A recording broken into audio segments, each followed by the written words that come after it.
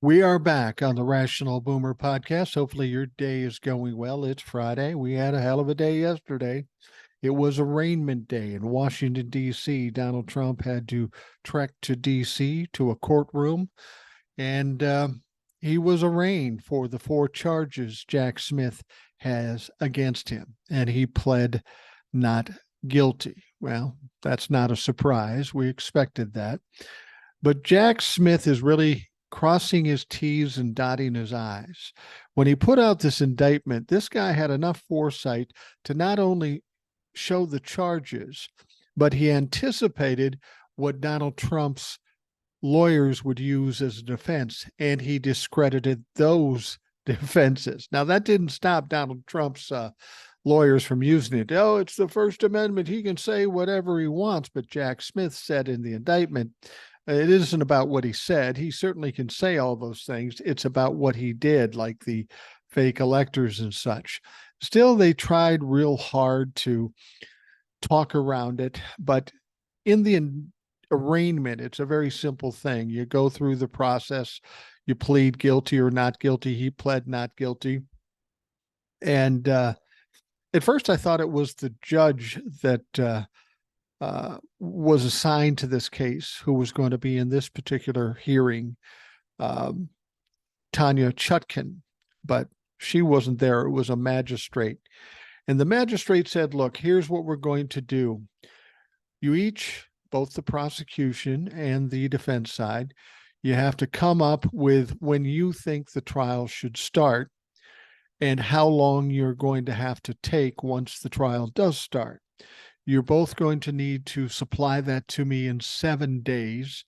And then we'll come back here on August 28th and decide a trial date start. It was pretty cut and dried. And Donald Trump's legal team already started complaining about doing the trial too quickly. No decision has been made, but they're trying to set the tone because they're going to want to try to extend it as long as they possibly can, preferably after the 2024 election. I really think that's kind of funny because he thinks that if he can get it past the 2024 election, that he can win the presidency and pardon himself. Well, that's not going to work because he's not going to be elected president. So this is a Hail Mary pass that's going to fall short. But nonetheless, that's the only option Donald Trump really has now. So he's going for it all. But the fact of the matter is when this judge finally takes over, this Tanya Chutkin, she's kind of a no-nonsense woman. She's not going to fuck around at all. Washington, D.C. is a much different place than Florida. They're more serious, and they're about speedy trials. Now, of course, Jack Smith wants a speedy trial. Defendants are entitled to a speedy trial, but Donald Trump's lawyers waived that need for a speedy trial. That doesn't mean it's going to go slow now. They have the option to ask for a speedy trial, but they can't say, I want a slow trial either. I mean, they can try to make that case, but they're going to have a much harder time in Washington, D.C. This Judge Chutkin is no nonsense. She's not going to fuck around, and she has a particular hard-on for those insurrectionists. She was overseeing a number of the cases involving the dumb fuck insurrectionists that attacked the Capitol. And she was known for giving some pretty harsh sentences. So we'll see what happens with this. So the defense and the prosecution is going to come up with some dates, send them to the judge within a week, and then on the 28th, we'll decide when the trial starts. Now, I've had some people come to me and say, oh, he'll just delay. And really, Donald Trump and his lawyers don't have that power necessarily, especially if you're dealing with a judge who knows the laws and is impartial and is going to want to get this done. This judge is going to have a lot of things working against her because those other cases and trials that are coming up, and then Georgia's coming out. You know, it's funny. We think Jack Smith is pretty gangster, but I think Fonnie Willis might even be more so. Somebody interviewed her yesterday and said, look, you got all these cases. Is it even worth trying this case?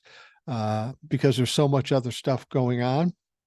And she basically said, I took an oath to this county, and if people break laws in this county, I need to prosecute them. So no matter what, I'm going forward.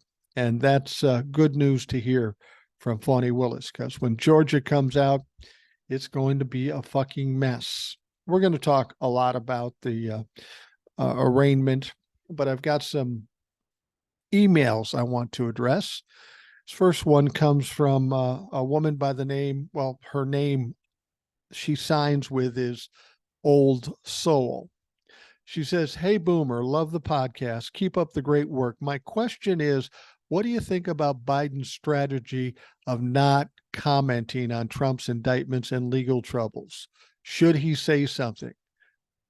Will not saying anything hurt his campaign? Thanks again for all you do, Old Soul.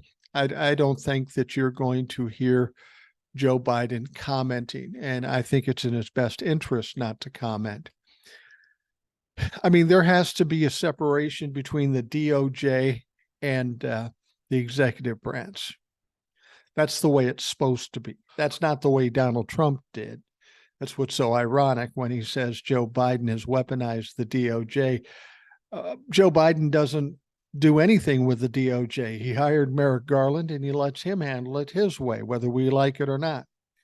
But the problem is if he did make some comments, that would probably hurt him, not only in the trials, but maybe in re-election. If he goes against what he says he was going to do and what every other president previously has done, stay out of the DOJ's business, that would cause him problems. So I don't think he's going to be talking about it, and I think that's probably the wise choice here. All right, next one comes from, and this one I think came off the website where the podcast is. The name is Tamara. Actually, maybe no, this one came in an email. This one did come in an email. She says, fellow Boomer, thanks to your world, new to your world. Glad I found you. Like minds for sure. I'm a nurse who moved from Florida a few years ago for obvious reasons. I'm in California where there are unheard unions, patient ratios, and good pay, all of which are absent in Florida. I saw an episode where you mentioned a tax man. Can you please forward his info? I joined your podcast as well. Do you have Patreon? Loving your wit and language. From New York originally. I get it. Look forward to your future shows. Glad to be a new rational boomerette. Tamara. Tamara, I will send you the information. She's talking about Dewey. Remember when tax season was around and we were all surprised by how much we owed? I gave you some contact information for Dewey, who has his own podcast, is a listener of this podcast. And I will send it off to you. Just as soon as I get done with this podcast, I'll send you his email and feel free to hit him up. Now, I've talked to Dewey recently. He's gone through some periods of being kind of ill. Nothing really serious, but certainly painful, and he's been in a lot of discomfort. Last time I talked to him, it sounds like things are getting better, so I'm sure he'll get right back to you, Tamara. Now, Tamara, you asked an interesting question. Do you have Patreon? I do not, and I will not have Patreon. Patreon to me is weird. It wouldn't fit with the way I do things. Patreon is, for those of you that don't know, and I don't know a lot about it, but I know some. Patreon is when somebody has a podcast or a TikTok and they want to put out content like I'm doing right now, but they put it behind a paywall. So you would pay to listen to whatever the content is. And now a lot of people have legitimate reasons to do it. I mean, some of the bigger creators, if you want to access very old stuff, you put it behind Patreon. If you have special extended interviews, you put it behind Patreon and charge people $2, $5, $10. I don't even know. But here's the deal. I don't want to charge my audience anything under any circumstance at any time. That's not why I'm doing this. Now, there are ways I can make money from this, an advertisement or something through TikTok, and I'll take their money, but I'm not going to take your money. The only thing I ask from you is your attention. By virtue of you listening to the podcast or watching the TikToks or watching the podcast, that's enough payment for me. That's all I expect you to do. And it's only if you find it interesting and compelling and want to watch it or listen to it.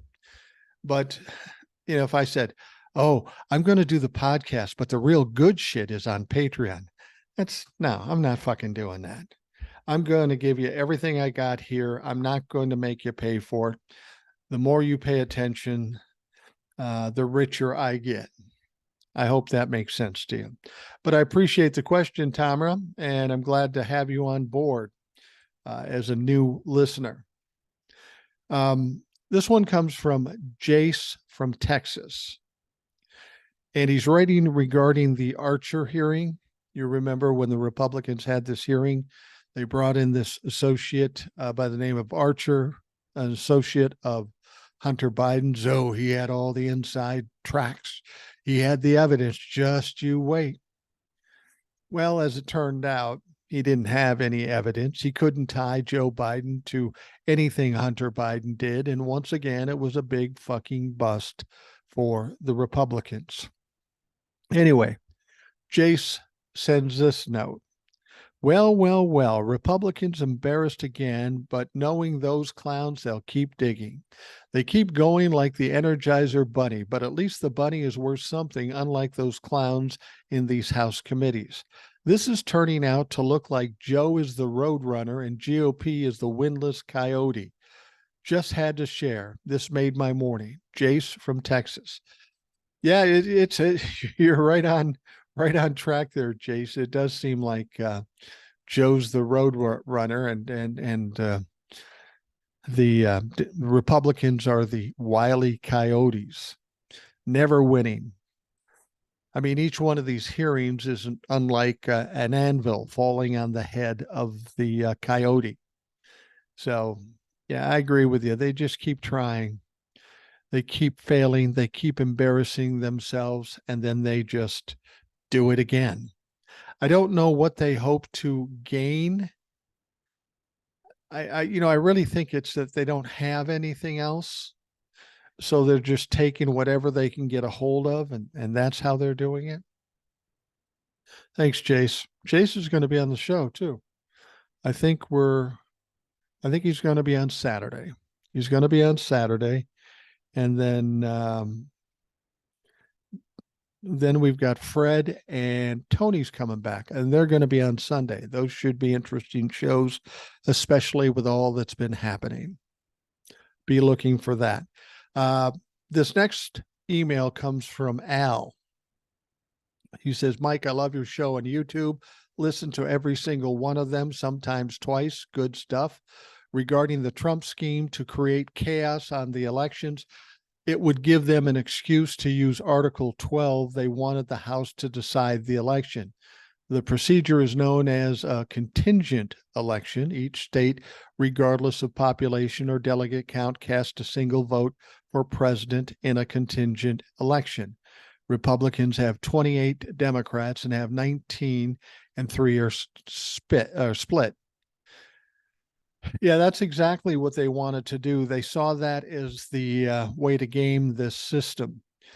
It's funny, I was watching Lawrence O'Donnell last night, and he was taken aback by how one of Trump's lawyers came on television. I think his name is Lauro. And he was talking about how he was explaining how Donald Trump said to Mike Pence and some other people that there were some options Now they're trying to sell this option that they just wanted to delay the count for like 10 days and then send it back to the states to do exactly what Al is saying here. But this guy said it on television, and he said that Donald Trump said, yeah, let's pick choice D. Let's deal with the delay. Now, it's funny. Mike Pence says he wanted more than the delay. Mike Pence apparently just grew a set of balls and is now talking shit about Donald. Maybe he just realized that nobody in the Republican Party likes him. Donald Trump is ripping him to shreds, so he better get on his fucking bicycle and do something. But this is what the lawyers said on television that they were specifically trying to do, which is illegal. And since he's Donald Trump's lawyer and he did it on television, that's like an admission of guilt. That's like a fucking gift to Jack Smith. Now, they tell me this lawyer's a good lawyer, but he doesn't have a lot of experience on TV.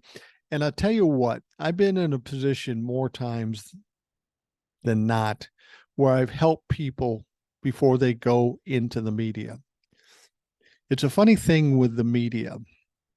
If you're not experienced with the media, you can be sitting down and you get a handsome reporter or a beautiful woman reporter, and they're really nice, and you got a thing going, and they get your guard down.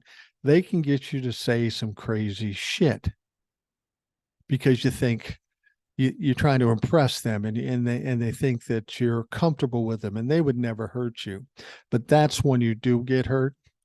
And I've had more times than not have been able to or have to sit down with a administrator with a company or something and say, now listen, just say this, this, and this. Do not say too much. You will regret it if you talk too much. Just answer the question. Do it very short and don't expand on anything. Now, I had one guy that didn't listen to shit. He started yapping because he thought he was smarter than everybody. He embarrassed the company. He ended up getting fired just because he couldn't shut his mouth. And apparently, this lawyer has the same problem because he basically, by proxy, confessed to a crime that Donald Trump committed. And because it's his lawyer, it's admissible in court. So again, we've got Jack Smith getting a fucking gift. It'll be interesting to see if there's any response from that. And once it's thrown around television how foolish it was for them to do that, it'll be interesting to see if Donald Trump fires his ass. Too late, though. The admission's been made. It will be brought into court, and it won't do well for Donald Trump. All right, this last one comes from Dale. He says, hey, Mike, shouldn't they prosecute Donald Trump and what the Mueller report had, or can they? Dale. Well, they can. I don't know if they need to at this point. I mean, you will remember that Mueller, in the Mueller report, in spite of the fact that Donald Trump said he was completely exonerated, that it was a hoax, that there was no obstruction or anything, that report, if you read it, very specifically laid out 10 different occasions where Donald Trump obstructed justice. And people will say to me, Trump-fucks will say, well, he wasn't indicted, so he was exonerated. No. That's not what happened. He wasn't indicted because he's a sitting president. For whatever reason, that's a fucking thing. That's a rule. You don't indict a sitting president. And that's something, frankly, we have to change. It needs to change. And if you remember, Mueller was asked that question. Could Donald Trump be charged when he's no longer president? And Mueller very clearly said, yeah, he can. So it's conceivable they could go back to the Mueller report, and at least with those 10 occasions of obstruction of justice, they could indict him for those things and charge him with those things. Now, whether they will or not, I don't know. I mean, we've got 75 felonies right now. I don't think they need another 10 because there's probably going to be 100 after it's all said and done. And as I've said before, with that many charges, the odds really go against Donald Trump. I mean, the fact of the matter is that we only need to get him convicted of one thing. So whether they need to or not, let me put it this way. The Mueller report, they put that on the back burner. They're going to go through these 100 charges or 150 charges when it's all said and done. And if all of them he was exonerated for or found not guilty for him, they might pull that out of the back burner and charge him for that. But that's not going to happen. The odds of him beating 150 felony charges is zero. That's why I keep telling you, don't worry about this guy. He's done already, just by virtue of the odds. That many charges, and you've got Jack Smith, who doesn't charge anybody unless he's pretty goddamn sure that he's going to win. So the idea that Jack Smith would put together all these felony charges and not win any of them, that's crazy. That's just not going to happen. Okay, let's talk about the arraignment here. It's third time in 4 months Donald Trump was dragged into a courtroom Thursday and charged with felonies that could bring him years in prison. This time for his schemes to remain in power despite having lost the 2020 election. Now, here's what you need to know about these 4 charges. One would give him a maximum 5 years.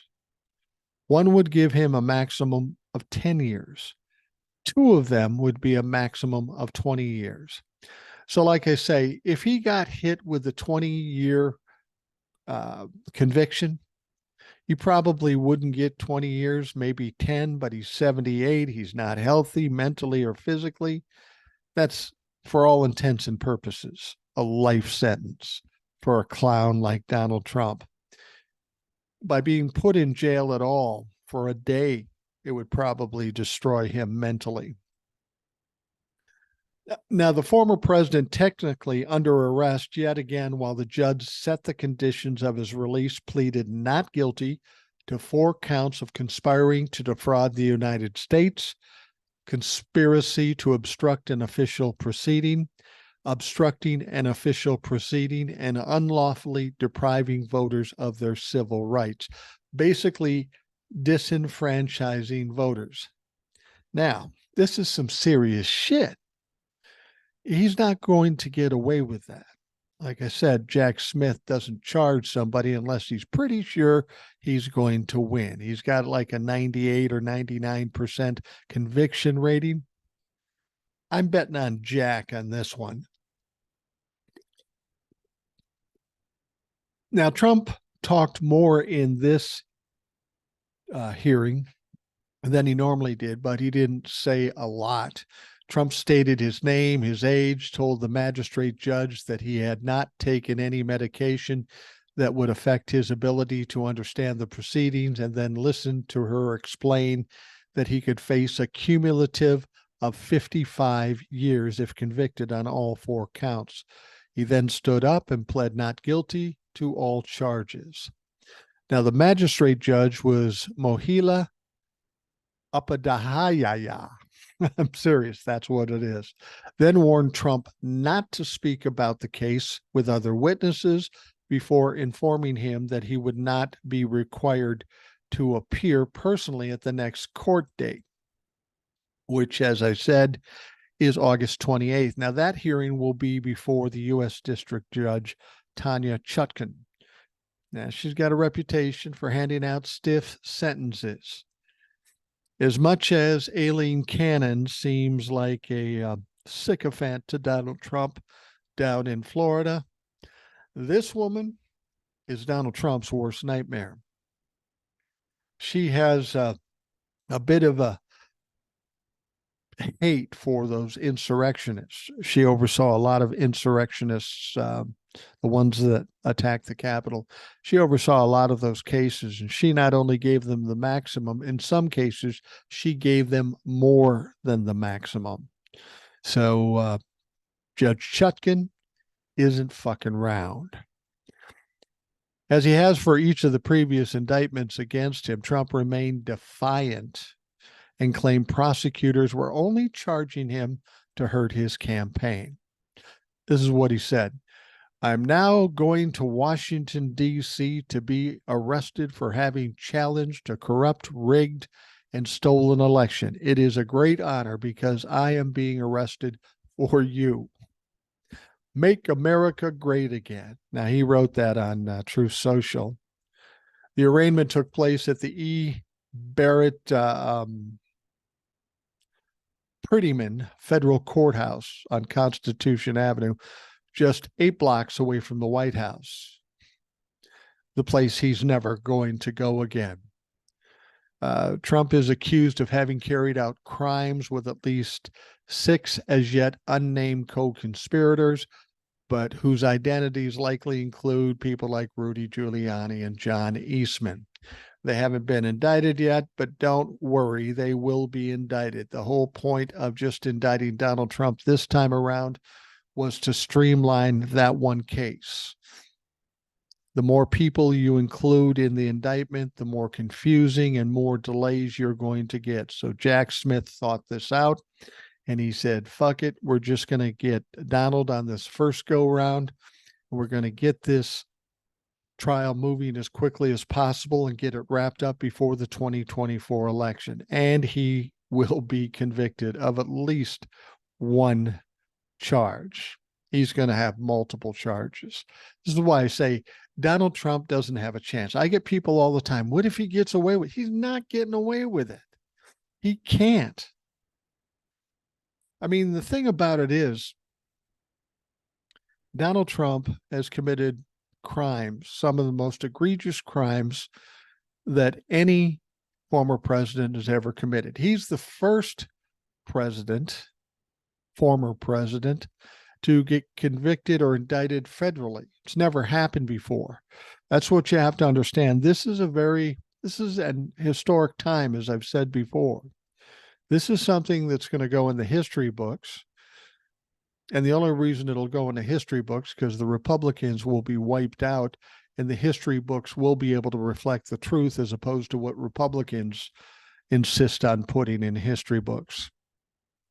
Now, as I said, the courthouse about 4 blocks from the Capitol, where a mob of Trump followers, of course, attacked the Capitol. They were pushing the lies. They were trying to stop the electoral count and the certification. But here's the interesting thing. I had a lot of people, I mean, there was a lot of noise on the internet about civil war. We're going to take back our country. Just you wait. We're going to fight for our Lord and Savior, Donald Trump. Well, it turned out none of those fucks showed. It looked like a smattering of misfit toys all around the place. There was probably more media and anti-Trump people than there were positive Trump supporters.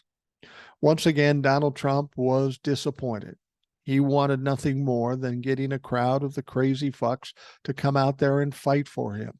He's got this weird fetish, I guess. He loves the idea when people are fighting for him. I knew a girl like that once, but we don't need to talk about her. Anyway, nobody showed up. There was no violence. I don't expect you will see violence at anything in the future. He's had 3 shots. Manhattan District, Florida, and now Washington, D.C. You know, it's interesting, and it'll be interesting to see how this goes. One of the things Donald Trump does with these indictments, he uses them as a way to grift money, to fundraise. Now, after the Manhattan District case, the indictment there, within days, he raised $4 million. That's a lot of money. That's a little disappointing. But then the Florida one, he tried to raise money after the fact, and he only got $1.5 million. So you see, it's the interest and the money flow is starting to dissipate. People are either losing interest or they're running out of meth and strip joint money. because that's what these fucks have. Donald Trump has counted on individuals sending him small amounts of money, and they have continued to do that for 2.5, 3 years, 2.5 years. Okay. But they only have so much money. And these big donors are walking away from Donald Trump because, well, Donald Trump is a fucking loser.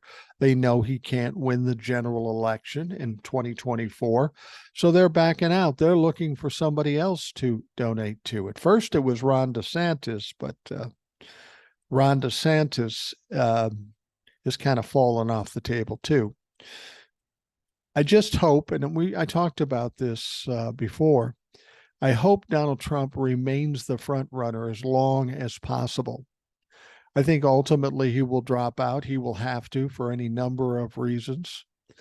And then that'll leave the Republicans scrambling for another candidate. Ron DeSantis won't be it because he is just a fucking mess. He's 37 points behind in the primary polling. And if he was to run against Joe Biden, he doesn't have a fucking prayer. Now, that said, we're hearing about polls where Donald Trump and Joe Biden are neck and neck. If they were to run for president today, I will tell you that's absolute bullshit. You don't want to believe polls. You remember the polls are the same polls that told us there would be a red wave in 2022, that Republicans would win the Senate seats in Georgia. Yeah, those are the polls that everybody is getting excited about. And the problem with that is we've got media outlets, left side media outlets, that will tout this over and over again, because in their minds, their job isn't to inform you with accurate information. Their job is to grab a hold of one of your emotions, make you afraid, make you scared. It's real easy to promote a fight, if you will, that's going to be a close fight, a tough fight.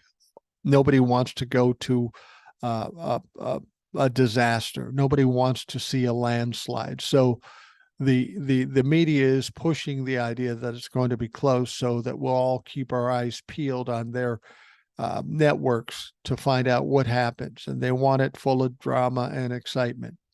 It's not going to be that way in 2024. The Democrats should easily win the presidency. There's no reason they shouldn't. There's too many things working against the Republicans, and no matter who they put up to run against Biden, or if it's somebody else for whatever reason, there's no way the Republicans can win the presidency in 2024. And I'm going to be surprised if the Democrats don't win the House and the Senate too. There's a lot of people telling you different things, but you see what's coming out now about the Republicans. We are going to get some members of Congress get indicted. And now that we're at this point with this particular indictment in Washington, D.C., what's going to happen is that Jack Smith is going to turn over all his discovery to Donald Trump's legal team. And he's going to want to do that quickly because he wants the trial to start quickly. I mean, he could sit on it for a month, month and a half. That wouldn't be crazy. But I suspect that shit's going to be to them by next week. And then they're going to have the time to look at it. And they aren't going to be able to complain, oh, we need more time. He didn't send it to us. So that's what's going to happen. And that evidence, a lot of that evidence is going to get out to us. And as more and more things are found and more things are exposed, that can only be bad for the Republicans. They're going to have to answer to that, and they won't. They'll lie, they'll divert, they'll distract, but all of this is going to hurt them. So I wouldn't worry about the 2024 election. I mean, we still have to go through it, and you still got to get out and vote. Everybody has to get out and vote. I'm not telling anybody that don't bother. It's going to be an easy win. I think it will be an easy win, but I think it's incumbent on everybody who is a Democrat to get out. Let's not just worry about a win. Let's worry about a fucking landslide. Let's make a mandate on what America wants and what they don't want. And what they don't want are fucking Republicans back in office. All right, we'll take a quick break and we will be right back.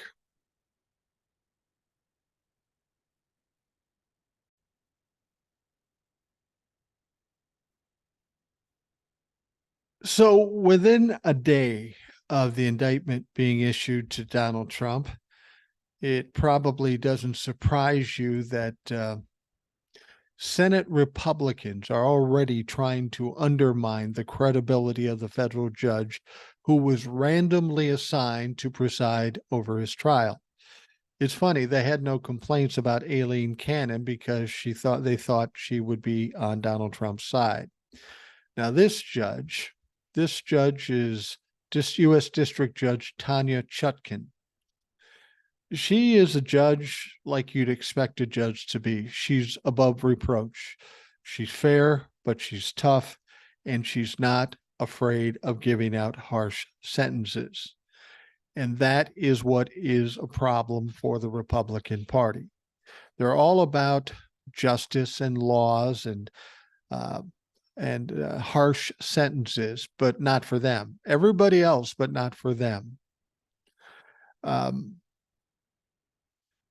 Ted Cruz was talking about this. He said, here's a detail they're hoping you won't notice.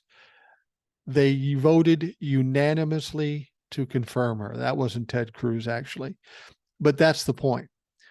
Obama appointed her or nominated her, and she was unanimously confirmed by Democrats and Republicans.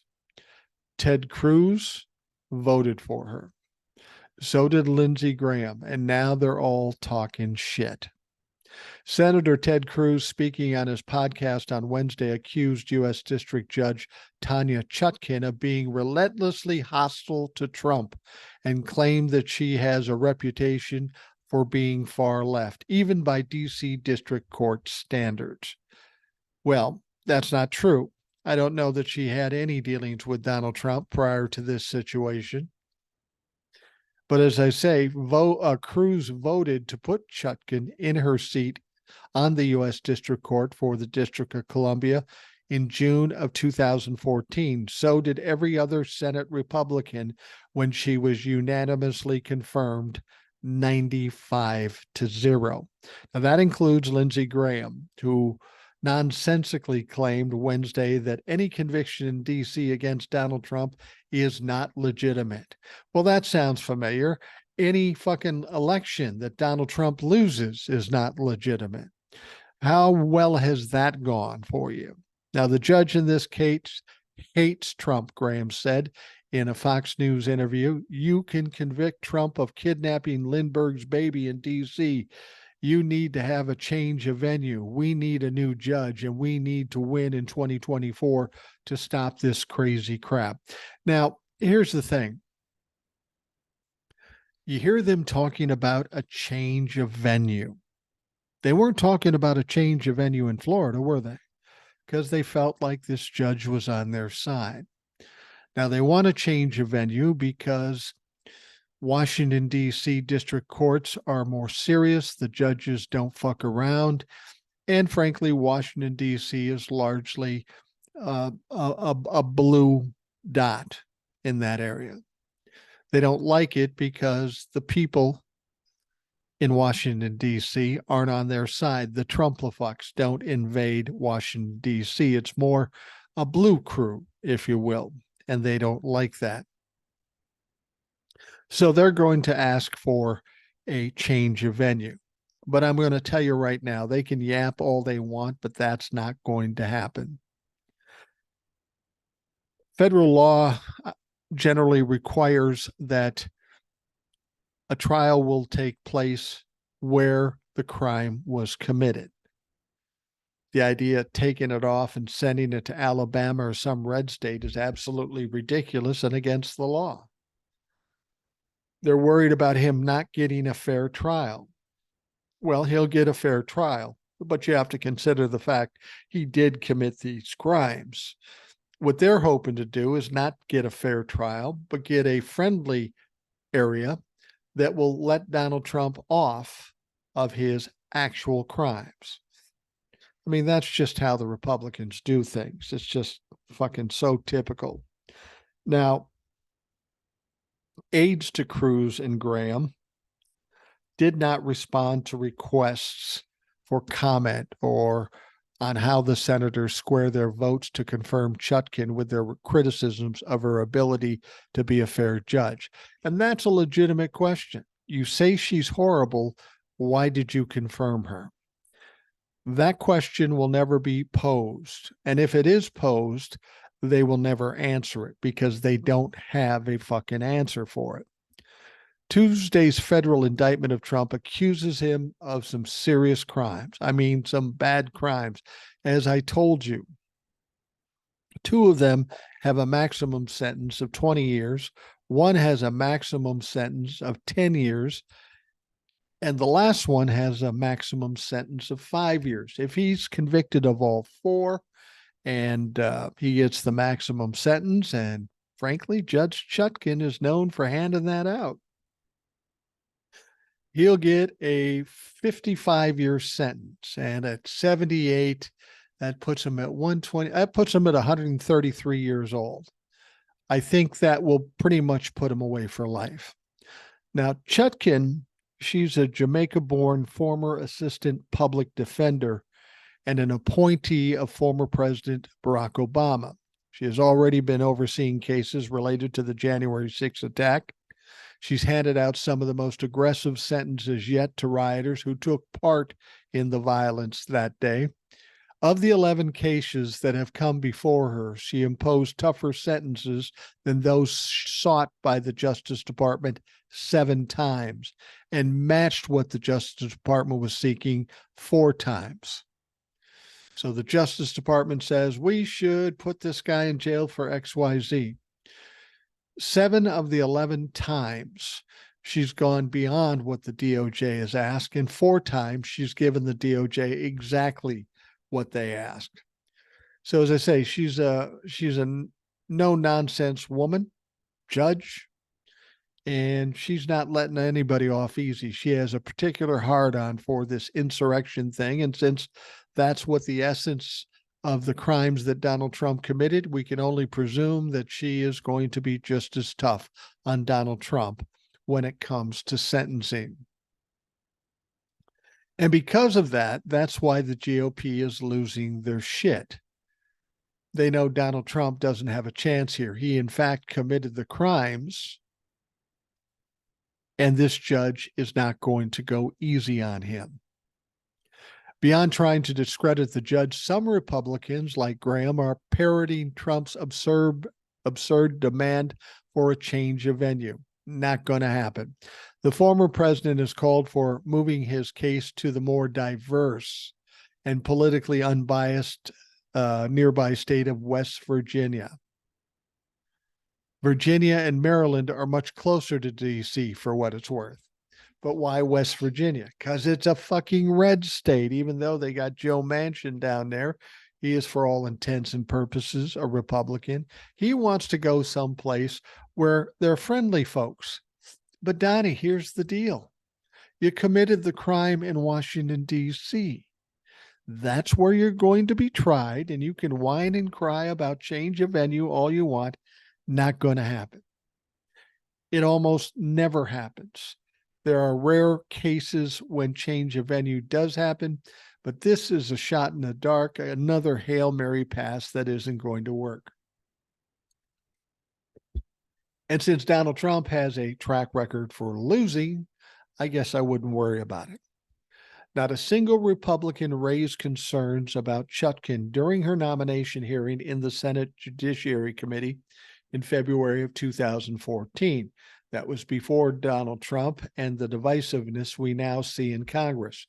In fact, only one GOP member of the committee even showed up to the hearing.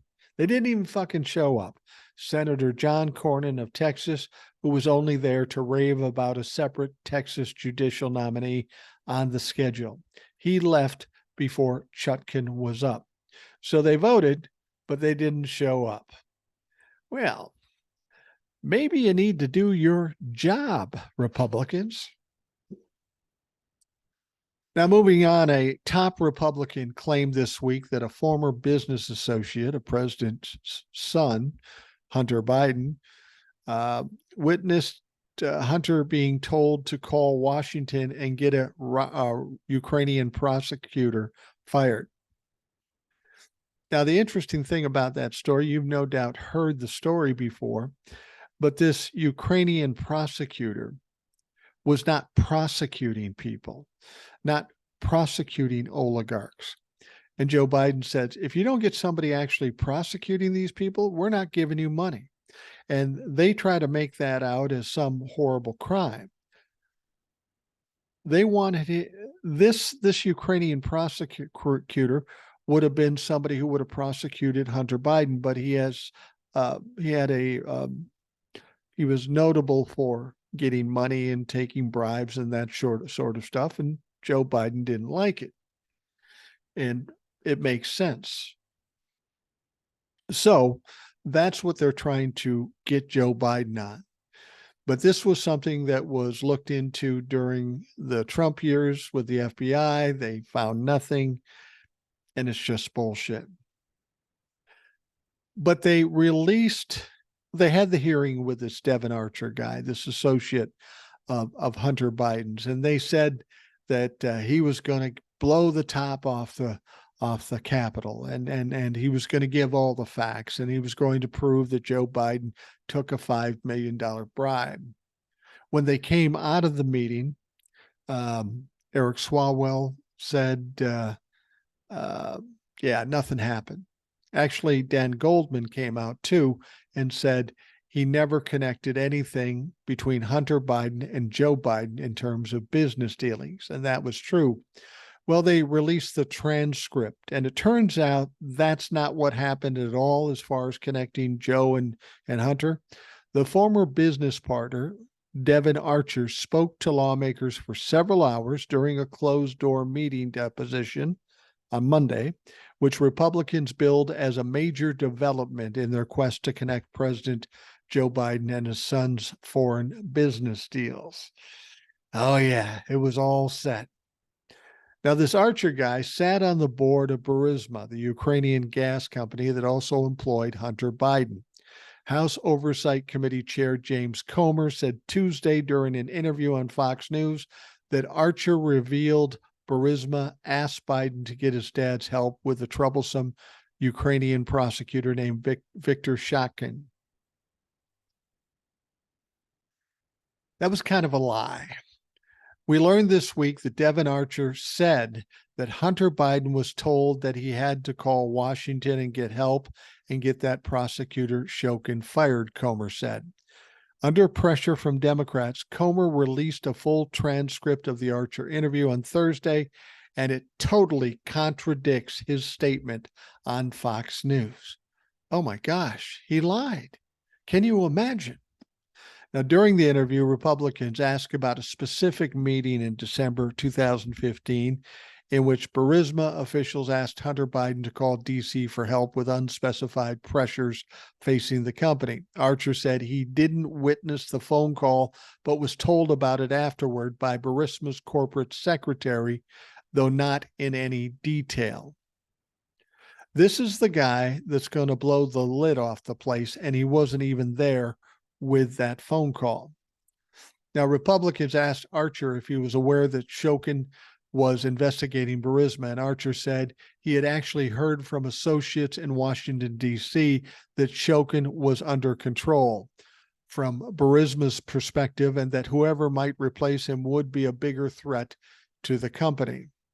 Again, Republicans caught in a lie. Archer said, I was spun a narrative that Chutkin was good for Burisma. After some back and forth, the Republican staff interviewer asked Archer to say definitively if he ever witnessed a conversation between Burisma executive and Hunter Biden about Chutkin investigating Burisma. Archer said, no, that didn't happen. But again, I was left out of everything. It's a key question because just days later, in December 2015, then Vice President Joe Biden traveled to Ukraine and pushed for Chutkin's firing. Republicans are trying to claim that Biden did so only to protect his son, the same bogus story that Donald Trump told in 2019. Now, during the impeachment proceeding against Trump for pressuring Ukraine into announcing a sham investigation of the Bidens, State Department officials repeatedly told lawmakers that the push for Chutkin's ouster reflected a bipartisan international consensus that Chutkin was terrible at his job. See, that's the thing. Joe Biden did want him gone because he was corrupt. So did the rest of the world, Europe especially. They wanted this motherfucker gone because he wasn't doing the job. He was corrupt. He was taking bribes. He wasn't prosecuting people, certain people that had money and power, and he was not doing a good job. So that's what Joe Biden was doing. Now, when the Republicans found out about this, they thought, well, we can divert this one, or we can pervert this one and make it sound like Joe Biden's a criminal. But as much as they've tried, they couldn't get any proof. They had no evidence. They have no witnesses. And even with the witnesses they bring in, like this Archer guy, turns out he can't substantiate anything that the Republicans said. So once again, another embarrassment for the Republican Party, and they will just go ahead and fucking do it again. Now, on Thursday morning's Morning Joe, co-host Mika Brzezinski singled out specific comments made by former Attorney General Barr that he made during a comprehensive interview on CNN Wednesday night, saying Donald Trump should be even more worried after this latest federal indictment. Imagine that. William Barr is coming out and blowing up Donald Trump, saying, yeah, that motherfucker's in trouble and he's going to jail. That's not exactly what he said, but on Wednesday, the former president, of course, was indicted. With Trump expected to be arraigned as he was yesterday, Morning Joe started off with a clip of Barr saying he believes special counsel Jack Smith has much more in store for the president, former president. Speaking with Barr, CNN host Caitlin Collins asked, "You think Jack Smith has more?" Barr said, "Oh, yes, I would believe he has a lot more. And that's one of the things that impressed me about the indictment," Barr said. It was very spare, and there are a lot of things he could have said in there. And I think there's a lot more to come. And I think they have a lot more evidence as to the president's state of mind. Now, following the clip, Morning Joe host summed up Barr's comments with Donald Trump's former attorney general with an ominous prediction for the former president in the 2020 election case. Yeah, even William Barr is saying he's fucked. He is so fucked. And he's not going to get out of this. Now, on MSNBC, Chris Hayes on Thursday highlighted the extent to which Donald Trump's family apparently has abandoned him in the wake of criminal charges. Now, this was a rumor going around for a while. The rumor is that his wife, his son, and his wife's parents got the fuck out of Dodge, that they went back to Slovenia. Now, they're saying, well, it was just a European summer tour. We're just going on vacation. Want to bet they don't come back? Yeah, I have a thought that maybe Melania may be culpable in some of these crimes too, and she's getting a little nervous, and she's probably had her share with Donald Trump, and she's saying, fuck it, I'm getting out of here. I'm saving my soul. I'm saving my kid's soul, bringing my parents with me and getting the fuck out of Dodge. That's what they're doing. Trump was arraigned yesterday, of course. He pleaded not guilty. After leaving the courthouse, Trump spoke out against what he considers a political persecution and a witch hunt in which he's being charged criminally. Yeah, it's a witch hunt, but the crimes are there and the evidence is there and the witnesses are there. It's hardly a persecution if you actually did the fucking crimes. Now, Hayes spoke out amid reports that Trump has been traveling alone and that many in his family are choosing to focus on their own lives. I've said this before. Once other people start getting in trouble, once there are some indictments for sitting members of Congress, they're going to forget about supporting Donald Trump. They are going to run for the hills and try to save their own lives. They aren't going to have the interest or the time or the temerity to support their Lord and Savior, Donald Trump. They're going to be flailing and trying to save themselves. Now, really striking the degree to which Trump's family has entirely abandoned him in public over the last few months as he faces one indictment after another. No wife or sons or daughters by his side, ever. Just an old man alone. Hayes continued by asking, who does he have around him in his hour of need? Who's by his side? The few lawyers willing to take his case, and that's pretty much it. And that doesn't surprise me. People ask me why I feel the way about Donald Trump. I was talking about it today or yesterday with my brother. And I said, and my brother knows what I'm talking about because he experienced the same things with my father. One of the reasons I don't like Donald Trump is it's a behavior I've seen before and lived with. So I know how it starts out. I know what happens. And I know how it ends. And Donald Trump is at the end point. These people who do what they do, behave the way they behave, always end up alone, broken, and completely failing. It's inevitable. If you're a narcissistic, sociopathic, pathological liar, you will get your day in the sun for a time, but ultimately it always ends up this way. Happened to my father. It happened to other people that I know had that same personality trait, and it's going to happen to Donald Trump. And you're watching it in real time right now. Every time he gets indicted, every time evidence comes out, we're watching the destruction of Donald Trump. Make no mistake, he will be destroyed. People will look back at Donald Trump as a pathetic pariah. I predict that's how history will portray him.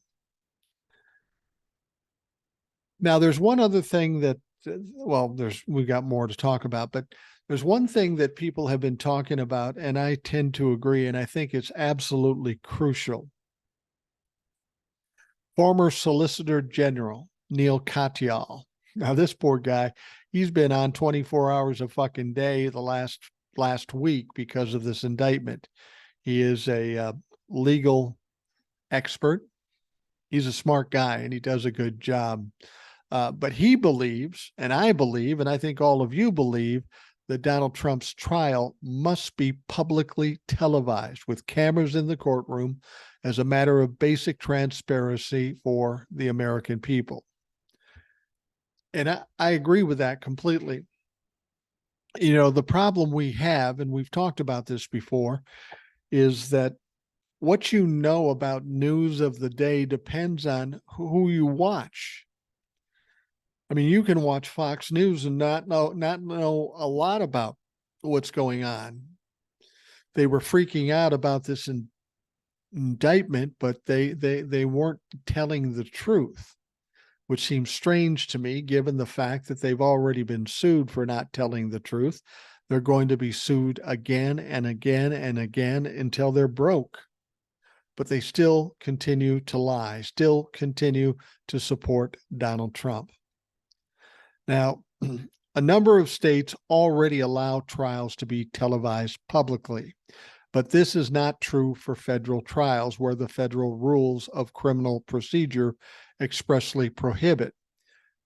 But this doesn't make sense anymore, Katyal argued, and much less for a case of this level of national import. And the reason why it's important that this is televised is exactly the reason I was talking about before. You can watch certain news outlets and you'll get different information. If this trial is televised, everybody will be able to get to see what the truth and the facts are and what actually is going on in this trial. And that's important, not so much for people like us that will be watching it and listening, but for those dumb fucks, those independents and the dumb fuck MAGA people that will try to deny it. Once they see a trial on television, it's going to be impossible for them to deny it. So that's why I think everybody should want this thing televised. We need to know all the facts. I mean, let's be honest. This was almost the destruction of our country. At the very least, we need to know.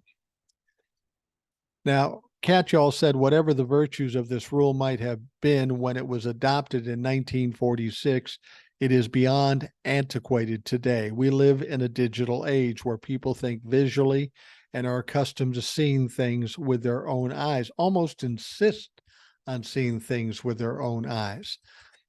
Katyal said the fact is that a criminal trial is all about witnesses and credibility and the demeanor of participants and how they play a big role. A cold transcript cannot convey the emotion on a defendant's face when a prosecution witness is on the stand or how he walks into the courtroom each day. Televising trials is in line with the Sixth Amendment guaranteed for a public trial, and it would also help teach the general public about the intricacies of the judicial system, while additionally making it harder for partisans to misrepresent what happened in the trial. If you want to know what it's like when something is misrepresented, take the Mueller report. William Barr comes out and says, yeah, this is no big deal, when it was a big deal. He did everything he could to pour water on this fucking thing, and he did. And the country was harmed when that happened. There were crimes in the Mueller report, but we were led to believe that it was nothing big. There was really nothing to prosecute. Well, there was plenty to prosecute. We just couldn't because we had a sitting president. Now, Katyal said this could happen two ways. Either the Judicial Conference, the body presided over by Chief Justice John Roberts that sets federal courtroom rules, could revise the rule or at least make an exception in this case, or Congress could pass a law giving judges the ability to allow cameras in certain circumstances, something Senator Chuck Grassley already introduced. Katyal went on to say, this criminal trial is being conducted in the name of the people of the United States. It is our tax dollars at work. We have a right to see it, and we have the right to ensure the rumor mongers and the conspiracy theorists don't control the narrative. That's a good point. Trouble is, if we have to count on John Robert from the Supreme Court to add to the decision, or our Congress, we might have a little trouble, mainly because we've got Republicans controlling the House, a slim margin nonetheless, but they control it. And John Robert in the Supreme Court is known for not being very credible. So I don't know if they'll get that done. I think it's important that they do, but I don't know that it will happen. There's going to have to be an outrage in the public. The one way to win it that Katyal didn't say is public opinion, people demanding it. Then it's going to be impossible for members of Congress, the Republicans, or even John Robert to say no. If we get enough people screaming about it, well, then he's going to have to deal with that. And the one thing that people in power cave to is public opinion. So we can only hope that there'll be enough of an outrage to this, should they say they don't want it televised, that there's some pressure put on and that we actually get it done. But if I was going to bet on it right now, I would say it's not going to be televised. There's too many things, too many hoops to jump through. And I just don't see it getting done. But I'm going to keep my fingers crossed and hope against hope that some way, somehow, some angle, we can get this fucking thing done. Now, as we're getting to the end of the Rational Boomer podcast, this story I found particularly interesting because it goes to Donald Trump's narcissistic attitude. Apparently, Donald Trump was reportedly irked that the magistrate judge, during his arraignment on Thursday, did not address him as former president. Now, Caitlin Collins says, I'm learning tonight that Trump left here in a sour and dejected mood. Well, yeah, he just been arraigned and charged with 4 serious counts. Trump pleaded not guilty to 4 charges to the judge in a Washington, D.C. courthouse. He was, quote, pissed off, according to some who spoke of him. Collins then added, I'm told the former president, one thing that irked him particularly was during the hearing today that lasted about 27 minutes, was when the magistrate judge referred to him as simply Mr. Trump. Well, Donnie, I've got some bad news for you. That's who you fucking are. You're no longer the president. Regardless of all the Trump-fucks in the world that still say you're president, it's not true. You lost. You're not in the White House. You're not in the Oval Office. You're sitting in Bedminster or Mar-a-Lago shitting your pants. So you don't deserve that kind of respect. Now, Collins noted that may not sound odd to anyone else, but he is still referred to by his former title, President Trump, when he's at Bedminster or at Mar-a-Lago. While Trump was reported to have been pissed off by the arraignment and in a sour and dejected mood, he told his supporters on Thursday evening that he had a very good day. Right in line with what Donald Trump would typically say. He said, and this is all caps, of course, considering the fact that I had to fly to a filthy, dirty, falling apart, and very unsafe Washington, D.C. today, and that I was then arrested by my political opponent who was losing badly to me in the polls, crooked Joe Biden, it was a very good day. Now, it wasn't a good day, Donald. You were charged with 4 serious crimes. Wow. This guy has some serious fucking emotional problems. But I guess we knew that. Now, the last story, this is a negative with the Democrats. We know the situation with Mitch McConnell, and he's losing it, and he should be retired because we can't have somebody like that in our Senate, making decisions, important decisions. But get this one.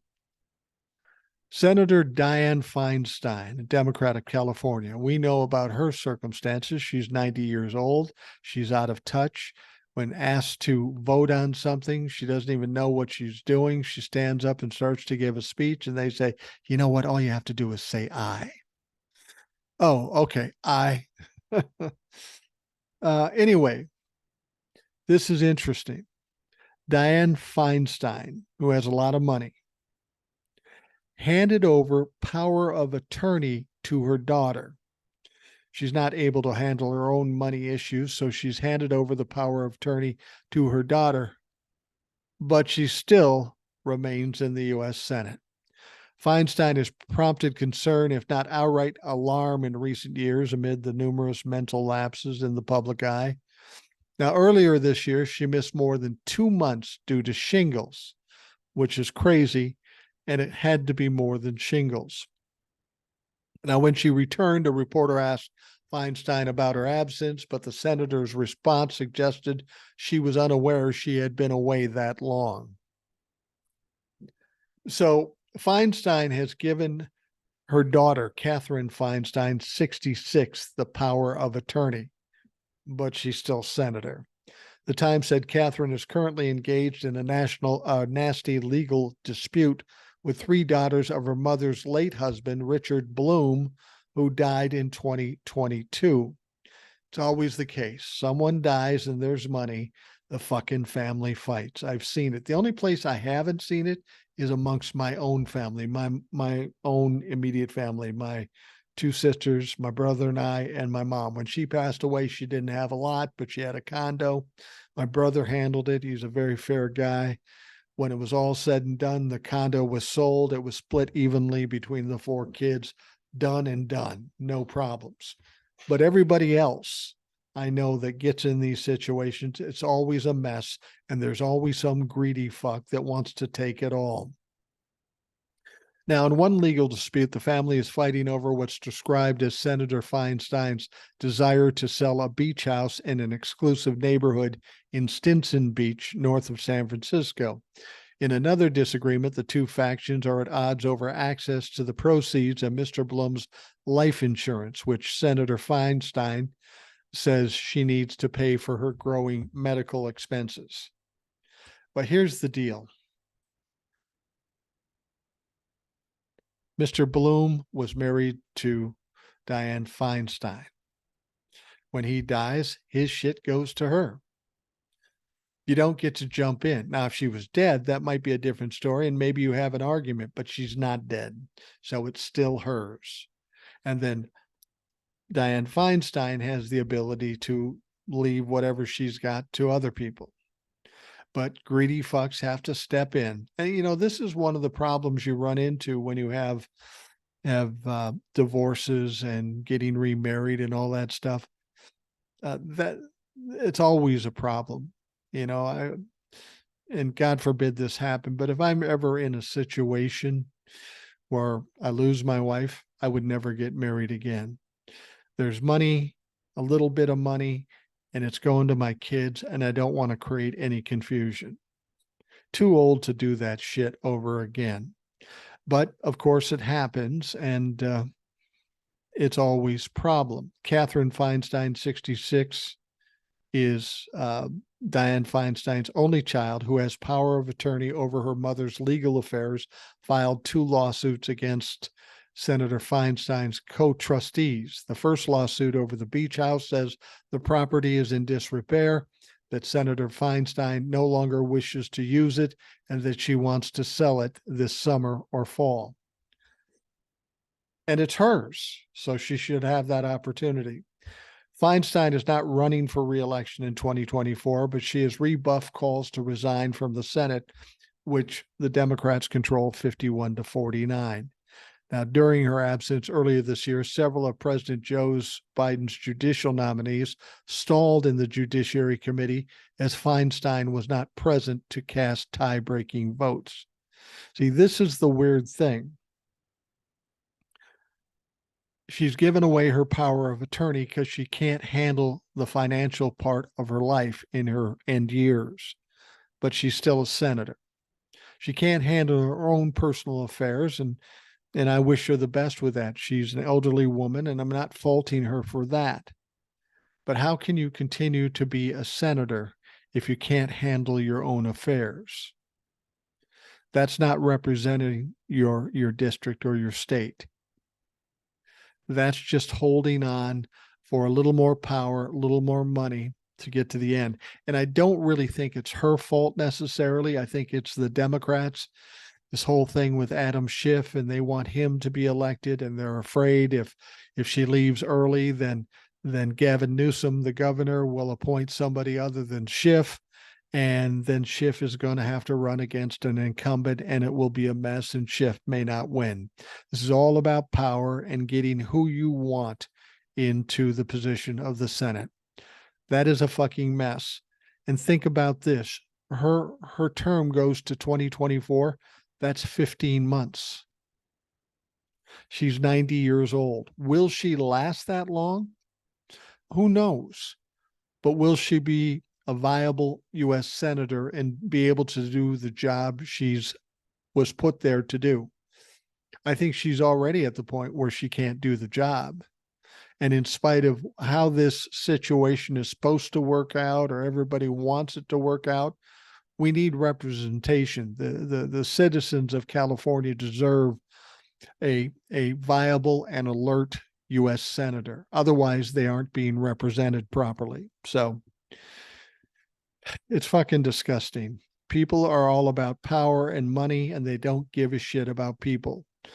Don't get me wrong. I'm not here putting down Dianne Feinstein. She can't help it. She's 90 years old. I just hate the fact that these people are propping her up and keeping her in power for their own benefit. That is absolute bullshit. All right. We're going to wrap up the Rational Boomer podcast. I thank you for taking the time out of your day to listen. I hope you have a great day. And of course, we'll talk to you again tomorrow.